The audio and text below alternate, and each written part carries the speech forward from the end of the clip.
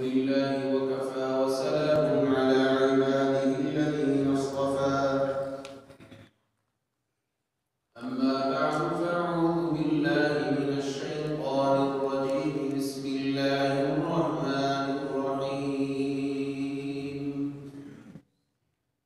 إن الله يأمر بالعدل والإحسان وإيتاء ذي القربى وينهى عن الفحشاء والمنكر والبغي يعظكم لعلكم تذكرون سبحان ربك رب العزة عما يصفون وسلام على المرسلين والحمد لله رب العالمين اللهم صل على سيدنا مولانا محمد وبارك وسلم ثم صل عليه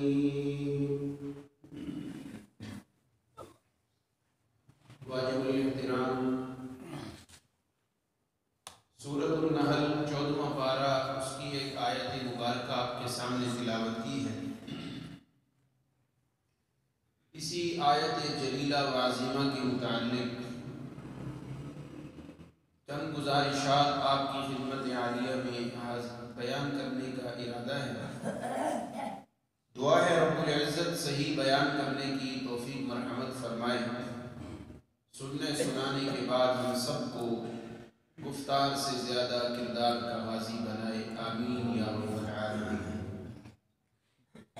یہ آیت مبارکہ جو آپ کے سامنے تلاوت کی ہے، اس کا شان نزول مختلف طریقوں سے بیان کیا جاتا ہے۔ وہ اپنی جگہ پہ صرف اتنی بات کہوں گا کہ اس آیت مبارکہ کے نزول کے وقت کئی بڑے بڑے صحابہ کرام اسلام کے اندر داخل ہوئے۔ اس ایک آیت مبارکہ کے نزول کی وجہ سے کئی صحابہ کرام صرف خود نہیں بلکہ بمیں اپنی قوم کے حلقہ اسلام کے اندر داخل ہوئے اور صحابیت کا شرف انہیں نصیب ہوا۔ کہو سبحان اللہ۔ مفسرین کرام فرماتے ہیں یہ آیت مبارکہ اتنی جامع اور معنی ہے، پورے قرآن مجید میں سب سے زیادہ مختصر اور مفہوم کے اعتبار سے بہت بڑی آیت وہ یہی ہے جو ابھی میں نے آپ کے سامنے تلاوت کی۔ اسی وجہ سے شروع سے صحابہ کرام، میرے پیارے پیغمبر صحابہ کرام، ان کے بعد سے لے کے اب تک یہ ترتیب چلی آ رہی ہے۔ عید کا خطبہ ہو، جمعے کا خطبہ ہو، ضرور خطبے میں یہ آیت خطیب تلاوت کرتے ہیں، ان اللہ یأمر بالعدل والاحسان۔ اس آیت مبارکہ کی وجہ سے کئی لوگ مسلمان ہوئے۔ مثلا ایک دو مثالیں عرض کر کے بات کو آگے بڑھاتا ہوں۔ ایک صحابی تھے رضی اللہ عنہ، حضرت اقسم بن سیفی رضی اللہ تعالی عنہ، سب کہہ دو رضی اللہ تعالی عنہ۔ اپنی قوم کے بہت بڑے سردار تھے۔ نبی علیہ السلام کی دعوت پہنچی تو مدینہ منورہ میں آنے کا ارادہ کیا۔ قوم کے لوگوں نے کہا کہ حضرت آپ ہمارے بڑے ہیں، آپ نہ جائیں، آپ کی اس پہ توہین ہے، کوئی کسی اور نمائندے کو بھیج دیں۔ حضرت اقسم رضی اللہ عنہ نے اپنے دو نمائندے منتخب کیے اور مدینہ منورہ کی طرف روانہ کیا۔ مدینہ منورہ میں جب پہنچے، نبی کریم صلی اللہ علیہ وسلم کی خدمت میں حاضر ہو کے کہنے لگے کہ ہمیں اقسم بن سیفی نے آپ کی طرف بھیجا ہے اور اقسم بن سیفی کے دو سوال ہم نے آپ سے کرنے۔ نبی علیہ السلام نے فرمایا کون سے دو سوال ہیں؟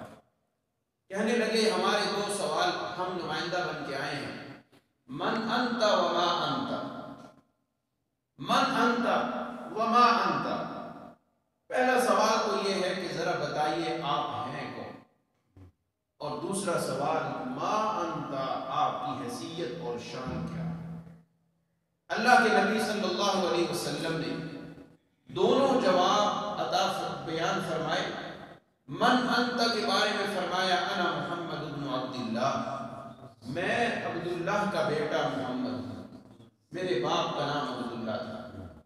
بس اتنی بات کر کے اس کو زیادہ نہیں چھیڑا، کیونکہ اپنے نسب کی طرف بات چھڑ دی تو آگے عبد المطلب کا ذکر آنا تھا. عبد مناف، قصی بن کلاب بن مرہ بن کعب بن لؤی بن غالب بن فہر بن مالک بن نضر بن کنانہ بن مدرکہ بن الیاس تک بات جانی تھی. تو اس سے پتہ یہ چلنا تھا کہ یہ بہت بڑے عالی شان نسب والے ہیں، تو تھوڑا سا فخر آ جاتا. میرے پیغمبر نے بس باپ کا نام لے کے خاموشی اختیار کی. دوسرے سوال کے جواب میں فرمایا ما انت، میں کیا ہوں، میری حیثیت کیا ہے؟ تو سنو انا عبد اللہ، میں اللہ کا بندہ، میں اللہ کا ایک بندہ ہوں، میں کوئی فرشتہ نہیں، میں اللہ کے بندوں میں سے ایک بندہ ہوں. نبی علیہ السلام نے دو جواب آپ نے فرمائے. پھر آپ نے قرآن مجید کی یہ آیت تلاوت کی، ان اللہ یأمر بالعدل والاحسان وایتاء ذی القربى وینہی عن الفحشاء والمنکر. جب یہ آیت تلاوت کی تو نمائندے بولنے لگے. ایک دفعہ پھر پڑھی، آپ نے پھر تلاوت کی، سبارہ کی. جب اچھی طرح یاد ہوئی السلام واپس جانے لگے. حضرت اقسم کے پاس پہنچے، کہنے لگے ہم نے دو سوال کیے، پہلے جواب کو تو انہوں نے مختصر سا بتایا، ہم نے پھر ان کے یاروں سے جا کے پوچھا کہ ذرا ان کا نسب تو بتائیں. تو ان کے یاروں نے فرمایا انہوں نے تو اپنا تعارف لمبا چوڑا نہیں نہ کروایا، یاد رکھنا یہ معمولی انسان نہیں، یہ قریش کے قبیلے سے تعلق. آپ نے بھی جو سبحان اللہ کی ہے، یہ شاید میرا کوئی سجا اور کافیہ سن کے کر دی ہے، بات سمجھ میں نہیں ہے. قریش کے خاندان سے ہیں. پتہ ہے قریش کس کو کہتے ہیں؟ قریش سمندر کا ایک جانور ہوتا ہے، پورے سمندر کے جانور اس جانور سے ڈرتے ہیں، وہ اتنا طاقتور ہے. سمندر کی مچھلیاں، سمندر کے اندر اور کیا کچھ، لیکن قریش نامی جانور سے پورے سمندر کے جانور ڈرتے ہیں. اللہ اکبر. مچھلیاں اتنی بڑی بڑی سمندر میں آدم خور پورے بندوں کو کھا لیتی ہیں. میری دادی محترمہ اللہ ان کی لمبی زندگی فرمائے، کل میں ان کی زیارت کر کے آیا ہوں. 96 سال ان کی عمر ہے، بہت ماشاءاللہ. ابھی صبح کی نماز تک بھی ان کی نماز قضا نہیں ہوئی. وہ فرماتی ہیں کہ میرے والد محترم حج پہ گئے، بحری جہاز کا زمانہ تھا، اس زمانے میں لوگ جاتے تھے. 14 دن جہاز چلا کراچی سے، 14 دن کے بعد جدہ کی پہاڑیاں نظر آنے لگی تھی. تو راستے میں ایک آدمی کی وفات ہو گئی، وہیں پہ جلدی سے کفن دیا، جنازہ پڑا. شرعی مسئلہ بھی یہی ہے، میت کے خراب ہونے کا خطرہ تھا، اس کو پانی کے حوالے کرنا تھا. فرماتے ہیں کہ ہم نے جب جنازہ پڑھ لیا، پانی کے اندر جو حوالے کرنے لگے، آگے ایک مچھلی منہ کھول کے کھڑی، اس نے فوراً اپنے منہ میں لیا اور پانی کے اندر چلی گئی. اللہ نے اس کے رزق کا بھی انتظام کرنا تھا، وہ وقت، وہ گھڑی، وہ جگہ، وہ مقام، اللہ نے اس کا رزق پہنچانا تھا. ایک تو اللہ نے رزق پہنچا دیا، اور دوسرا اللہ نے بتا دیا انسان تیری کیا طاقت ہے، طاقتور صرف کون ہے؟ اللہ. ایسی مچھلیاں جو انسان کو کھا جاتی ہیں، لیکن سمندر کے اندر ایک جانور قریش، سارے جانور اس سے ڈرتے ہیں. قریش قبیلے کا نام اور بھی کچھ ہو سکتا تھا، یہ اس لیے نام رکھا کہ عرب کے سارے قبیلے اس قبیلے سے ڈرا کرتے ہیں. عرب کے سارے قبیلوں میں یہ طاقتور تھا. تو اس نے جا کر کہا نمائندہ نے کہ ان کے یاروں نے بتایا ہے کہ یہ بڑے اونچے قبیلے سے تعلق رکھتے ہیں، اور دوسرے جواب میں انہوں نے بتایا کہ میں اللہ کا بندہ ہوں. پھر حضرت انہوں نے نا ایک آیت ہمیں یاد کروائی. کون سی آیت؟ یہی آیت پڑھی، ان اللہ یأمر بالعدل والاحسان. کیا معنی ہے اس آیت کا؟ اللہ تمہیں انصاف کا حکم کرتا ہے، نیکی کا حکم کرتا ہے، اور قریبی رشتہ داروں سے اچھا سلوک کرنے کا حکم کرتا ہے. یہ اس کا ترجمہ تھا. حضرت اقسم کے ایک دفعہ ہوش اڑ گئے، کہنے لگے وہ بندہ تو لگتا ہے کہ اچھی ہی باتوں کا، مکارم اخلاق کا حکم دیتا ہے، اب دیر نہیں کرنی چاہیے. دوڑتے ہوئے حضرت اقسم آئے، اپنی قوم کو لیا، اس آیت کے سننے کی وجہ سے کلمہ پڑھ کے اسلام کے حلقے میں داخل۔ چھوٹی سی آیت میں اتنی باتیں میرے پیغمبر نے بیان کر دی، اللہ رب العزت کا کلام سنا دیا، میرے پیارے پیغمبر کی زبان سے یہ جملے نکلے، مسلمان ہوئے، کلمہ اسلام پڑھا اور اسلام کے اندر داخل ہوئے، میرے پیارے پیغمبر کی صحابیت کا تمغہ اللہ نے انہیں عطا فرما دیا۔ میں عرض کر رہا ہوں یہ آیت جو میں نے تلاوت کی ہے، یہ آیت جلیلہ بہت عظمتوں اور شانوں والی۔ ایک اور صحابی کا بھی واقعہ عرض کرتا چلوں جو اسی آیت کی وجہ سے مسلمان ہوئے۔ ایک صحابی فرماتے ہیں میں نے کلمہ تو پڑھ لیا تھا لیکن شرما شرمی اوپر سے ظاہر کھلا میں اقرار نہیں کرتا تھا۔ ایک دن اللہ کے پیغمبر کی مجلس میں بیٹھا، اچانک وحی کے آثار نظر آئے۔ یاد رکھنا جب وحی نازل ہوتی تھی نا سخت سردی کے موسم میں، ابھی سردیوں کے دن ہیں، چند دن پہلے جو سردی تھی ہم ٹھٹر رہے تھے سردی کی وجہ سے، اتنا کچھ پہننے کے باوجود بھی سردی محسوس ہوتی تھی۔ صحابی فرماتے ہیں جب سخت سردی کا زمانہ ہوتا تھا میرے پیارے پیغمبر پہ وحی نازل ہوتی، آپ کی پیشانی پہ پسینے کے قطرے ٹپکتے ہوئے ہم دیکھا کرتے۔ آخر اللہ کا پیغام قبول کرنا معمولی بات ہے؟ آج FIR کٹ جائے، کسی جج نے بلا لیا ہو، اس کے سامنے کھڑے ہوتے ہماری آنکھیں اور ہمارے پاؤں کانپتے ہیں، معروف ہے ایسے۔ اللہ کا پیغام دل پہ اترتا ہو تو وہ کیفیت کیا ہوگی؟ میں کیا بتاؤں بڑے اللہ کے میرے غیور نوجوانوں، میرے پیارے پیغمبر پہ جب وحی نازل ہوتی تھی نا، آپ کی ایک اونٹنی تھی کسوا، 1 نمبر آتی تھی جب دوڑ لگتی تھی، پہلے نمبر پہ آیا کرتی تھی جب دوڑ لگتی تھی، لیکن جب وحی نازل ہوتی اس سے بوجھ برداشت نہیں ہوتا تھا، وہ زمین پہ بیٹھ جایا کرتی تھی۔ وحی کے اترتے وقت اتنے سخت حالات میرے پیغمبر کے وجود پہ آیا کرتے ہیں۔ تو وہ صحابی کہتے ہیں کہ آپ پہ وحی کے آثار آئے، ہم خاموش ہو کے بیٹھ گئے۔ تھوڑی دیر کے بعد میرے پیارے پیغمبر نے سر مبارک اٹھایا، فرمایا اللہ نے مجھے یہ آیت عظیمہ عطا کی، ان اللہ یأمر بالعدل، اللہ تمہیں انصاف کا حکم کرتا ہے، نیکی کا حکم کرتا ہے، وَإِيتَاءِ ذِي الْقُرْبَى، قریبی رشتہ داروں سے تعاون کرنے کا تمہیں حکم کرتا ہے، تمہیں برائی سے، بے حیائی سے، بغاوت سے منع کرتا ہے۔ وہ صحابی کہتے ہیں پتہ نہیں وہ آیت کیا پیاری میرے دل پہ اثر کی، میں نے پھر سے کلمہ پڑھا اور میں اندر اور باہر ایک جیسا ہو کہ میں نے اسلام قبول کر کے مسلمان ہو۔ کتنے واقعات سنا، چلیں ایک واقعہ اور بھی سنا دیتا ہوں۔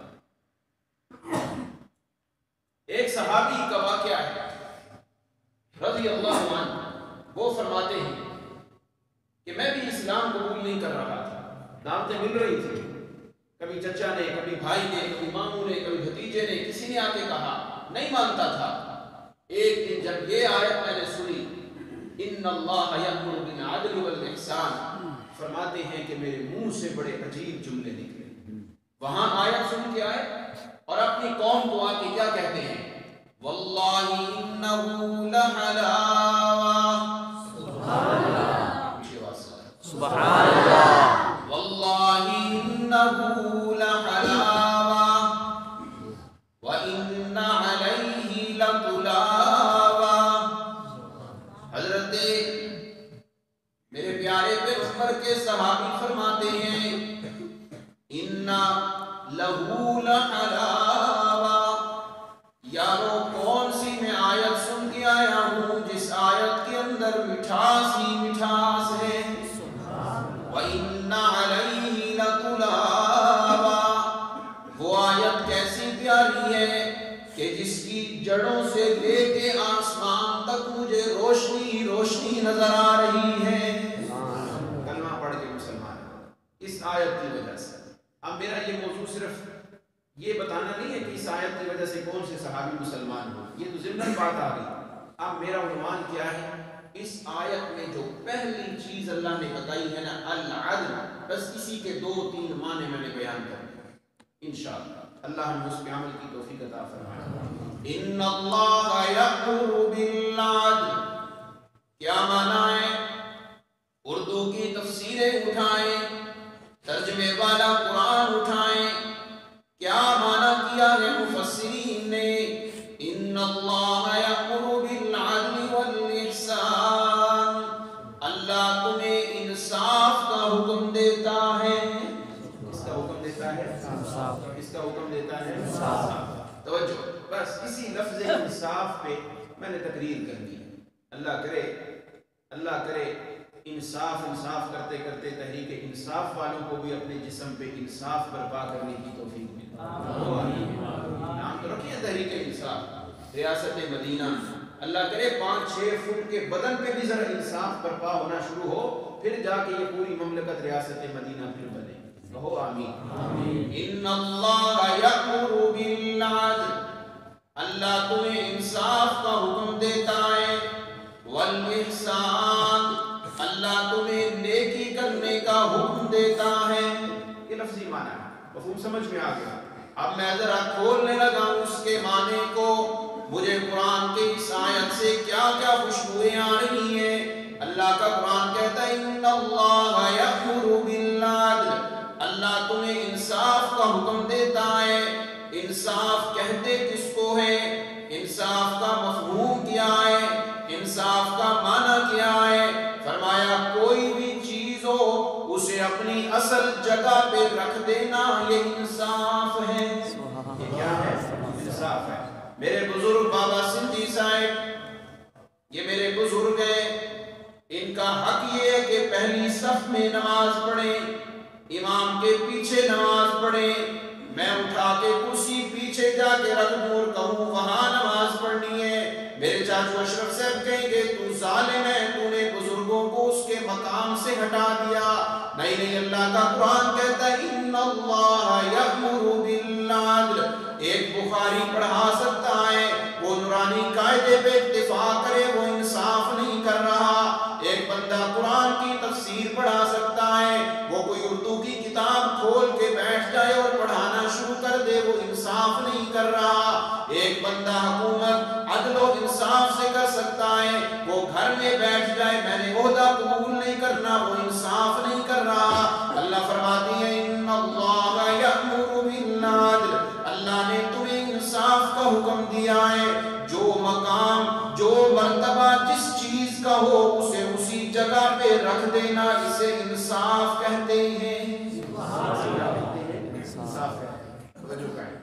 آج تیری ہمت جوان ہے، تو مقابلہ کر کے کہہ سکتا ہے لوگو حاجت روا کوئی نہیں، مشکل کشا کوئی نہیں، بگڑی بنانے والا کوئی نہیں، گنج بخش کوئی نہیں، داتا کوئی نہیں، دستگیر کوئی نہیں، کھوٹی قسمتیں کھری کرنے والا کوئی نہیں، کرنیا اور بھرنیا والا کوئی نہیں، اولاد دینے والا کوئی نہیں. یہ سارے کام کرنے والی ذات ایک اللہ کی ہے. ہمت ہے بیان کرنے کی، پھر بھی زبان پہ تالا ہے کہ دوست ناراض نہ ہو جائے، فلاں جماعت ناراض نہ ہو جائے، فلاں پارٹی ناراض نہ ہو جائے. فرمایا تو ظالم ہے، ظالم ہے.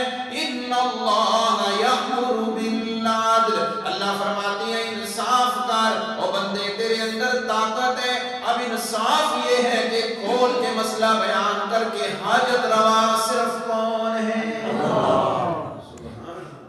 یہ مجھے خوشبو آ رہی ہے اس لفظ عادل سے. یہ ہے انصاف. والاحسان، نیکی ہی نیکی، نیکیاں ہی نیکیاں. کیا مطلب نیکی کا؟ اپنی باری آئی پھر بھی نیکی، دوسرے کا موقع آیا پھر بھی نیکی، کاروبار کی کرسی پہ بیٹھا ہے پھر بھی نیکی. مجھے میرے پیغمبر کی حدیث یاد آ گئی. حضرت جبرائیل آسمانوں سے تشریف لائے، آ کے سوال کرتے اللہ کے پیغمبر مل احسان، نیکی کیا ہے؟ مشکات کی روایت، بخاری کی روایت، مل احسان، نیکی کیا ہے؟ اللہ کے پیغمبر فرماتے ہیں ان تعبد اللہ کأنک تراہ فإن لم تکن تراہ فإنہ یراک.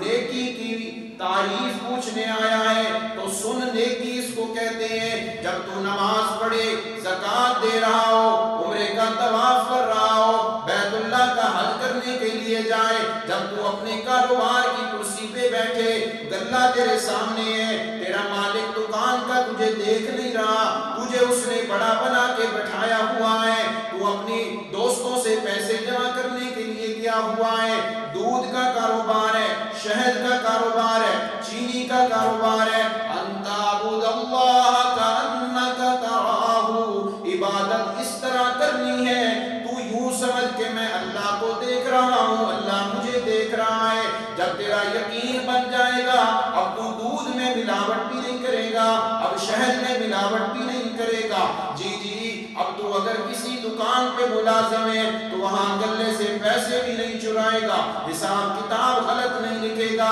اس لیے کہ ان تعبد اللہ کأنک تراہ، یہ رزق حلال تو کما رہا ہے، اور رزق حلال کمانا عبادت ہے، اور عبادت کے اندر ذہن یہ ہونا چاہیے میں عبادت کر رہا ہوں، مجھے میرا رب دیکھ رہا ہے۔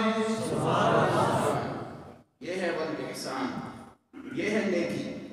اللہ اکبر۔ اب ذرا دیکھتے ہیں اس عدل اور انصاف پہ میرے پیغمبر نے کتنا عمل کر کے دکھایا، پھر دیکھتے ہیں صحابہ نے کتنا عمل کیا ہے، اور پھر عدل کے دو اور مفہوم اور معنی میں آپ کے سامنے بیان کرنا چاہتا ہوں۔ توجہ ہے آپ کا؟ ہے توجہ آپ کی؟ عدل کا ایک معنی کیا ہے؟ انصاف۔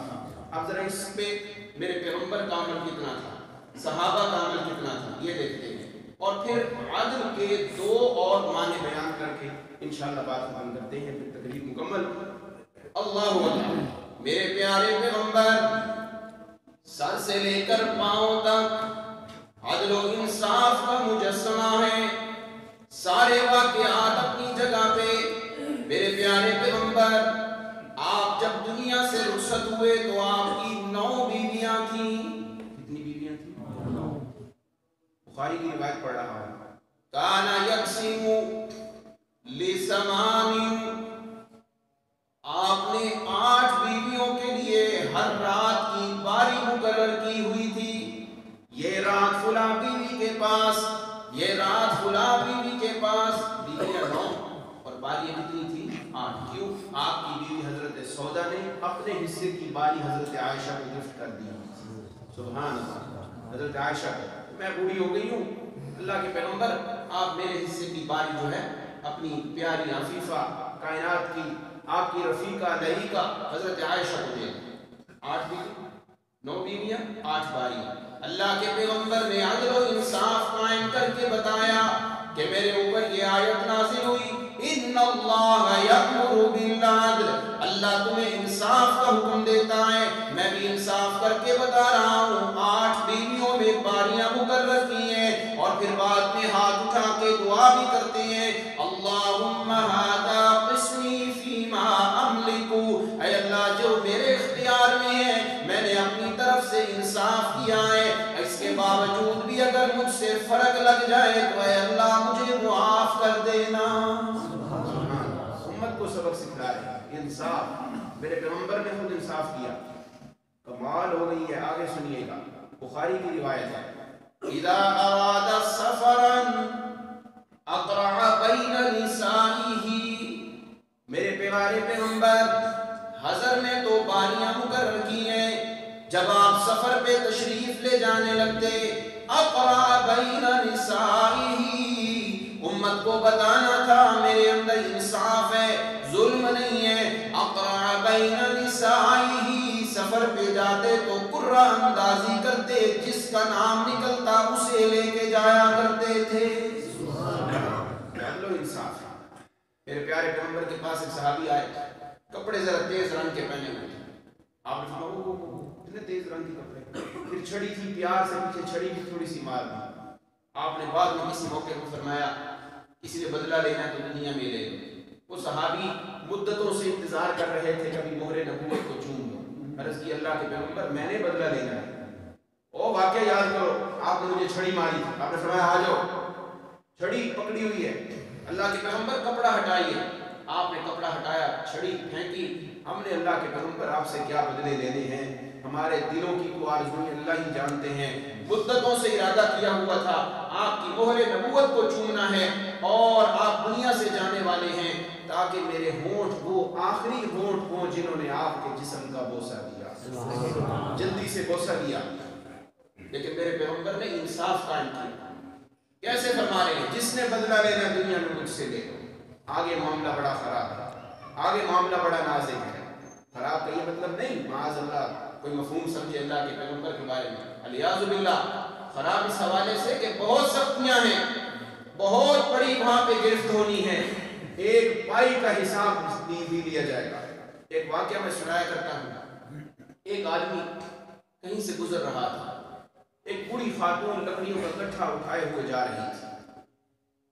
اس نے نوجوان کو کہا بیٹا یہ میرا لکڑیوں کا گٹھا اٹھاؤ میرے گھر تک پہنچا دو۔ وہ رستے میں چلتے چلتے دانت میں وہ چیز پھنسی ہوئی تھی، چھوٹی سی لکڑی توڑی، دانت میں مارنے کے لیے کتنی بڑی لکڑی ہوتی ہے جس کو عربی میں خلالہ کہتے ہیں۔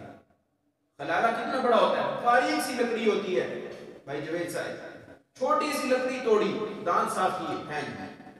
بعد میں جب اس کی وفات ہوئی کسی کو خواب میں ملا، کسی نے پوچھا بتا تیرے ساتھ کیا ہوا ہے، کہنے لگا وہ چھوٹی سی لکڑی جو بغیر پوچھے میں نے استعمال کی تھی ابھی تو اس کا حساب چل رہا ہے، باقی حساب تو بعد میں پڑے ہوئے۔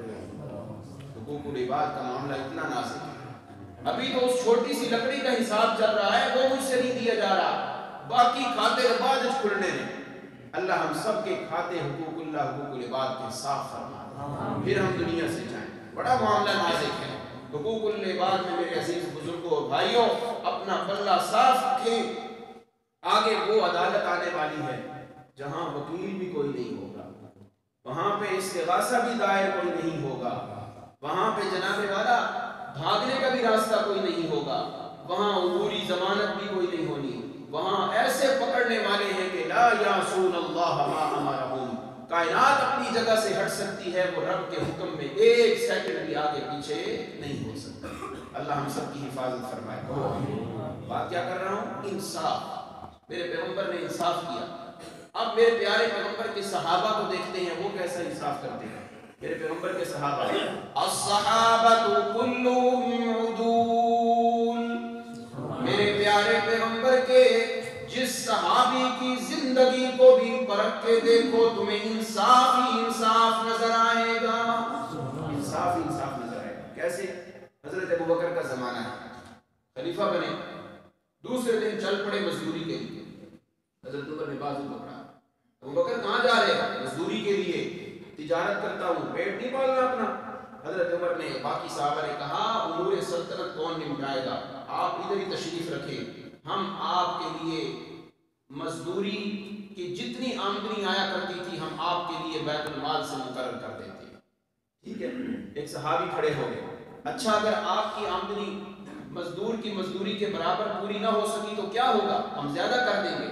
حضرت ابوبکر نے فرمایا نہیں، اگر میری مزدوری تھوڑی سی زیادہ ہوئی میں پورے مدینہ کیا پوری دنیا کے مزدوروں کی مزدوری کو بڑھا دوں، جتنی میری مزدوری ہوگی نا تنخواہ ہوگی اتنی مزدوری میں سب کی کر دوں گا۔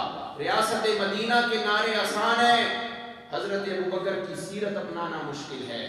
آج اگر ریاست مدینہ بنانی ہے نا تو حکمرانوں سے کہوں گا پھر اپنے بھی رہائشی کمرے وہ ہوں جو آپ کے پاکستان کے مزدور کے ہوتے ہیں، جو آپ کے مزدور کا خرچہ ہے وہ تمہارے بھی خرچے ہونے چاہیے، تمہارے خرچے آسمانوں پہ باتیں کر رہے ہوں اور مزدور کے گھر کا چولہا بھی جلنا مشکل ہو جائے، وہ ریاست مدینہ نہیں بنے گی۔ انصاف، انصاف، ہر طرف انصاف۔ قرآن بھی حکم دیتا ہے ان اللہ یأمر بالعدل، اللہ تمہیں انصاف کا حکم دیتا ہے۔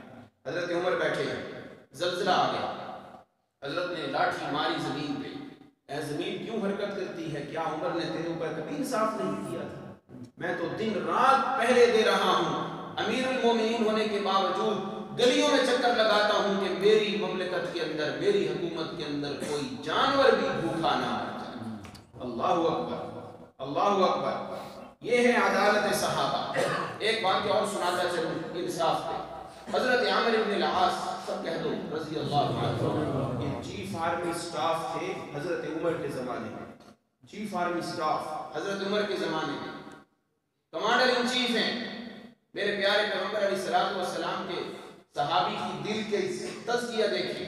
حضرت عمر کے دور میں جب مصر کے اندر لڑائی کرنے کے لیے گئے، یہ مصر کا نا اصل میں نام مصر نہیں، اصل میں نام تھا فسطاط، فسطاط کہتے ہیں خیمے کو، وہاں چھوٹے چھوٹے خیمے لگے ہوئے تھے۔ مصر عربی میں کہتے ہیں شہر کو، تو وہاں پہ شہر ایک خیموں کا آباد ہو گیا، تو کہنے والوں نے کہا یہ تو خیموں کا شہر ہے، وہیں سے مصر نام پڑ گیا۔ मैंने अल्हम्दुलिल्लाह अपनी आंखों से देखा।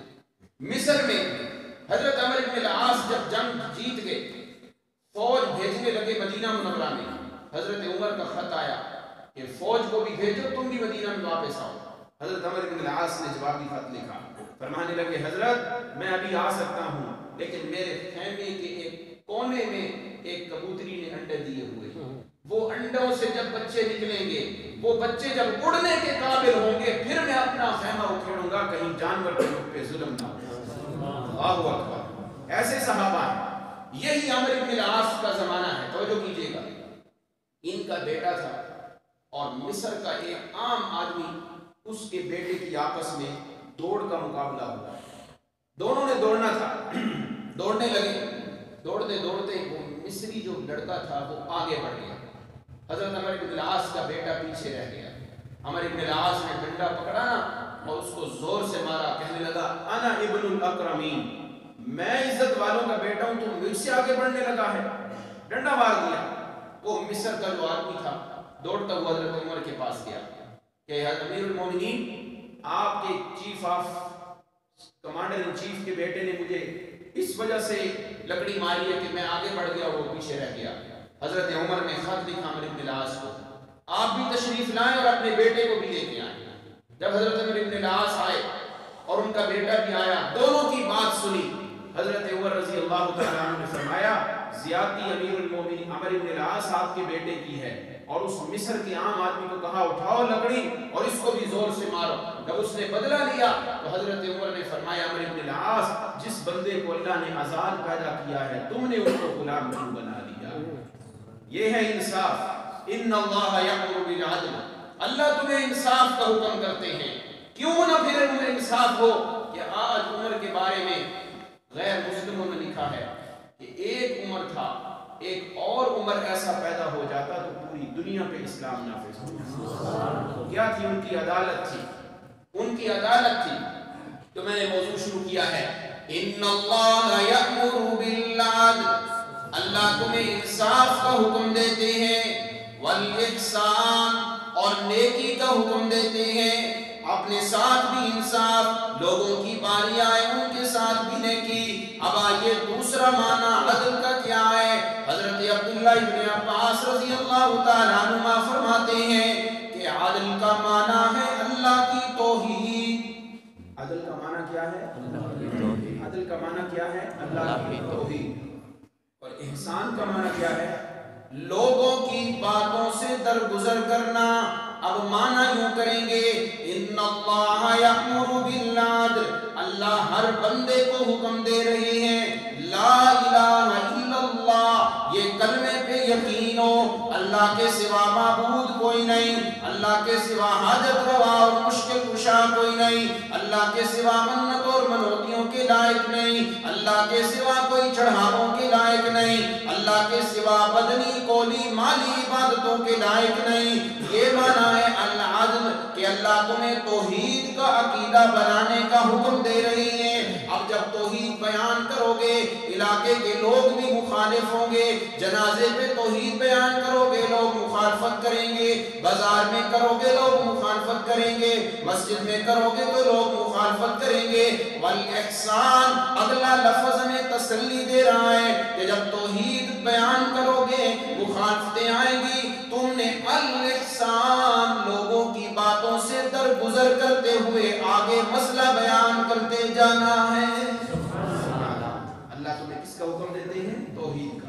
और इहसान का माना क्या है? दरगुजर। क्या मतलब? तौहीद बयान करोगे, खानदान के लोग भी मुखालिफ, इलाके का चौधरी अगर मुशरिक हुआ मुखालिफ, बिदअती हुए तो मुखालिफ। फरमाया वल इहसान, तौहीद बयान करनी है, लोगों की बातों पे कान नहीं लगाने, उन्हें मुआफ करके आगे गुजरते जाना है। ये है अल-अदल का माना। एक और माना बयान करते हैं मुफस्सिरीन ने, इन्नल्लाह यअमुरु बिल अदल, अदल का माना है फर्ज और इहसान का माना है नफल। अब माना करेंगे, इन्नल्लाह यअमुरु बिल अदल, अल्लाह तुम्हें अदल का हुक्म देते हैं, इहसान का हुक्म देते हैं। अब माना यूं करेंगे, अल्लाह हुक्म देता है कि फर्ज भी पढ़ो, बाद में नफल भी पढ़ के जाया करो। صرف فرض نہیں، بعد میں نفل بھی پڑھنے ہیں۔ ابو داؤد شریف کی روایت ہے، قیامت کے دن ایک آدمی آئے گا، اللہ کے دربار میں اس کا نام اعمال کھولا جائے گا۔ اللہ فرمائے گے اس کی فرضی نمازیں چیک کرو کتنی ہیں، اس میں کمی نظر آئے گی۔ فرضی نمازوں میں کیا آئے گی؟ کمی ہے۔ کس چیز میں کمی؟ کہ پڑھی نہیں ہے؟ نہیں، پڑھی تو ہوگی، خشوع خضوع کے اعتبار سے کمی ہوگی، پڑھی تو ہوگی، جلدی جلدی پڑھی ہوگی، ثواب پورا نہیں لیا ہوگا۔ نماز فرض میں کچھ کمی نظر آئے گی، اللہ فرمائے کہ دیکھو اس بندے کی کوئی نفلی نماز ہے یا نہیں۔ اللہ کو تو علم ہوگا، فرشتے نامہ اعمال کھول کے دیکھیں گے، جی اللہ فرض میں تو ثواب کم لیا ہے لیکن نفل بڑے پڑے ہوئے ہیں، یہ اشراق بھی پڑھتا تھا، یہ چاش بھی پڑھتا تھا، یہ اوابین بھی پڑھتا تھا، سفر سے آ کے پہلے گھر میں نفل پڑھتا، پھر گھر والوں سے ملتا تھا، جب بھی کوئی پریشانی ہوتی یہ نفل نماز شروع کر دیتا۔ اے اللہ یہ سارے نفلی ثواب یہاں لکھے ہوئے ہیں۔ اللہ فرمائیں گے آج میری رحمت بھی جوش میں ہے، جو اس کے فرضوں میں کمی ہے اس کے نفل کے ساتھ وہ کمی کو پورا کر دو۔ فرض کی کمی اللہ نفلوں سے پوری کر دیں گے، اس لیے فرض بھی پڑھا کریں اور نفل بھی پڑھا کریں۔ فرض تو پڑھنے کیونکہ اللہ کا حکم ہے، اور نفل ہی کا تو کل فائدہ ہونا ہے کہ فرض نہیں ہے پھر بھی ہم پڑھ رہے ہیں تاکہ اپنے ساتھ بہت بڑا ذخیرہ اللہ کے پاس لے کر جائے۔ ان اللہ یأمر بالعدل، اللہ فرماتے ہیں فرض بھی ادا کرو، زکوٰۃ فرض ہے وہ فرض بھی دینی ہے، اور ویسے بھی صدقہ کرتے رہنا ہے۔ پریشانی آئے صدقہ کر کے دعا مانگتے ہی فوراً دعا قبول ہوگی۔ کوئی بیماری آ جائے صدقہ کر، تھوڑی سی دوا کھانے پہ اللہ شفا دے دیں گے۔ کوئی بڑا کام تیرے سامنے آ گیا ہے، کسی سفر پہ جانا ہے، تھوڑا سا صدقہ کر کے جا۔ اللہ کے پیغمبر فرماتے ہیں ان الصدقۃ لتطفئ غضب الرب، اللہ جتنے بھی ناراض ہو جائے تیرا صدقہ اللہ کے غصے کو ٹھنڈا کر دے گا۔ ان اللہ یأمر بالعدل والاحسان، تیسرا معنی اور آخری معنی پھر بیان مکمل ہو رہا ہے۔ حضرت سفیان بن عیینہ رحمۃ اللہ علیہ بہت بڑے محدث ہیں، مسلسل بالاولیہ والی حدیث انہی سے شروع ہوئی ہے، یہ علماء جانتے ہیں۔ حضرت سفیان بن عیینہ ایک معنی کرتے ہیں العدل اور الاحسان کا، توجہ کریں۔ ان اللہ یأمر بالعدل والاحسان، سفیان بن عیینہ بہت بڑے محدث ہیں، معنی کرتے ہیں العدل کا معنی یہ ہے کہ بندے کا باطن صحیح ہو، بندے کا کیا ہو؟ باطن صحیح ہو، عدل کا یہ معنی ہے۔ اور احسان کا معنی یہ ہے کہ بندے کا ظاہر تو ٹھیک ہو لیکن باطن ظاہر سے بھی زیادہ اچھا ہو جائے، باطن بندے کا ظاہر سے بھی زیادہ اچھا ہو جائے۔ کیا مطلب؟ ظاہری طور پہ لباس اچھا ہے، ٹھیک ہے، لیکن جو اندر کا لباس ہے تقوی والا وہ ظاہری لباس سے بھی اعلیٰ ہونا چاہیے۔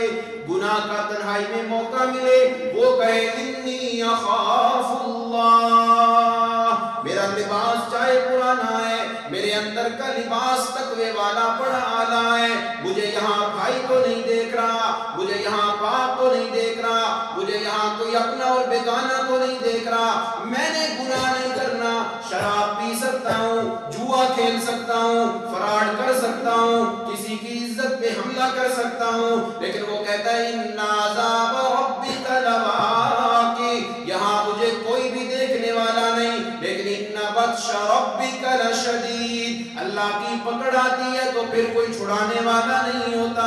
وہ اپنے گناہوں پہ نادم ہو کے آئندہ گناہوں سے پکی توبہ کر کے اب ارادہ کرتا ہے مولا مجھے گناہ کا موقع ملا میں کھلے عام کروں گا، حل من مبارز، اے شیطان اگر تیری ہمت ہے تو مجھ سے یہ گناہ کروا کے دیکھ لے۔ فرمایا جب بندے کی یہ کیفیت ہو جائے کہ دل میں تقوی والا لباس ظاہری لباس سے بھی خوبصورت ہو جائے، وہ پھر تھوڑی نمازیں بھی پڑھے اللہ زیادہ بنا کے قبول کرتے ہیں، وہ تھوڑا صدقہ کرے اللہ زیادہ بنا کے قبول کرتے ہیں۔ تو سفیان بن عیینہ مانا کرتے ہیں ان اللہ یأمر بالعدل، اے اللہ کے بندے اپنے باطن کو صاف کر لے، ظاہر کو تو صاف رکھتا ہی رکھتا ہے، والاحسان، تیرا ظاہر تیرا باطن جب آپس میں تو موازنہ کرے تو تیرا اندر والا لباس ظاہری لباس سے اعلیٰ ہونا چاہیے۔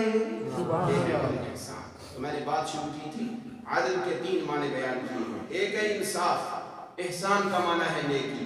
دوسرا معنی کیا ہے العدل کا؟ اللہ کی توحید۔ احسان کا معنی ہے درگزر کرنا، توحید بیان کرو گے مشکلات آئیں گی، درگزر کرنا، توحید کے پیچھے دین کی وجہ سے مخالفت کا جواب نہ دینا، اللہ تمہارا پہرے دار ہوگا۔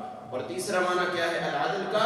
فرض بھی پڑھنے ہیں اور والاحسان نفل بھی ادا کرنے ہیں، فرضی عبادت بھی نفلی عبادت بھی، چاہے وہ قولی ہو مالی ہو بدنی ہو، ہر عبادت جو فرضی ہے وہ بھی اور جو نفلی ہے وہ بھی ادا کرنی ہے۔ اور سفیان ابن عیینہ کا معنی کیا ہے کہ باطن اچھا ہو، اور احسان کا معنی یہ ہے ظاہر اور باطن کا مقابلہ کروایا جائے تو تیرا باطن ظاہر سے بھی زیادہ خوبصورت ہونا چاہیے۔ اللہ ہم سب کو انصاف کی، اللہ رب العزت ہم سب کو اپنی زندگی میں انصاف برپا کرنے کی توفیق عطا فرمائے۔ آخر میں ایک بات کرنا چاہتا ہوں، ابھی آپ نے سنا نا صحابہ سارے عادل تھے، صحابہ سارے انصاف والے تھے۔ یہ بات آخر میں اس لیے کر رہا ہوں چونکہ سارا مجمع مکمل ہو گیا ہے۔ ابھی چند دن پہلے ٹی وی پہ ایک بد کردار عورت حضرت عائشہ صدیقہ رضی اللہ عنہا کو بھونکتی ہوئی حضرت فاطمہ کی بظاہر تعریف کر رہی تھی اور حضرت ابوبکر صدیق کی مخالفت کر گئی، بہتان باندھ گئی۔ وہ کیا بھونک رہی تھی کہ اس امت کی کشتی تو اس دن ڈوبی جس دن حضرت ابوبکر صدیق نے ظلم کیا کہ نبی کی بیٹی فاطمہ پہ ان کو وراثت سے محروم کیا اور ان کو رلا دیا تھا۔ حضرت ابوبکر صدیق نے ظلم کیا ہے، پیغمبر کی بیٹی فاطمہ کو رلایا ہے۔ سنو میرے بھائیوں، مدینہ منورہ سے تقریباً 200 کلومیٹر کے فاصلے پہ یا 300 کلومیٹر کے فاصلے پہ ایک جگہ ہے جس کو فدق کہتے ہیں۔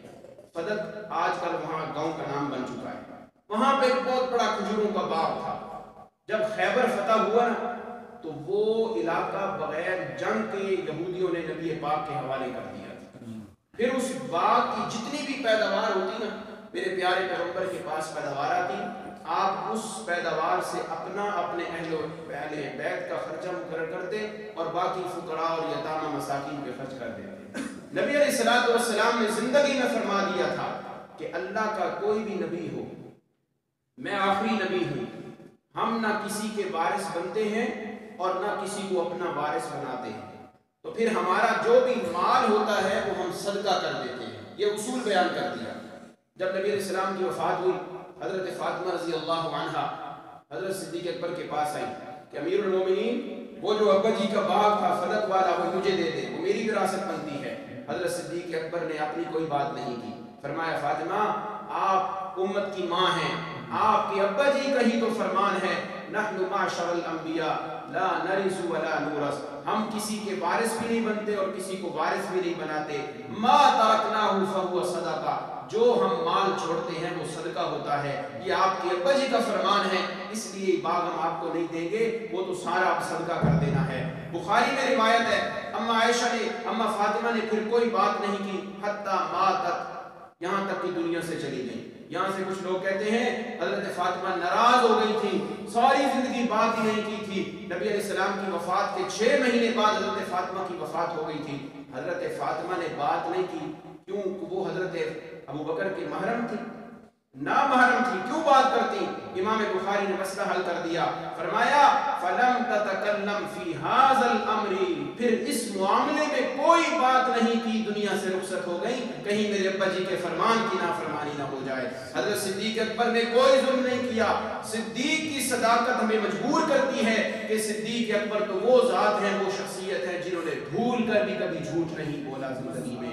انہوں نے صدیق اکبر نے جو نبی علیہ السلام کی حدیث سنائی، اما فاطمہ خاموش ہو گئی، اب ابا جی کی بات آ گئی، اب تو مجھے بولنا بھی نہیں چاہیے۔ وہ دنیا میں جتنا عرصہ زندہ رہی اس معاملے میں پھر کبھی انہوں نے کوئی بات نہیں کی تھی۔ اللہ ہم سب کو صحابہ کرام سے سچی محبت نصیب فرمائے۔ وآخر دعوانا الحمدللہ۔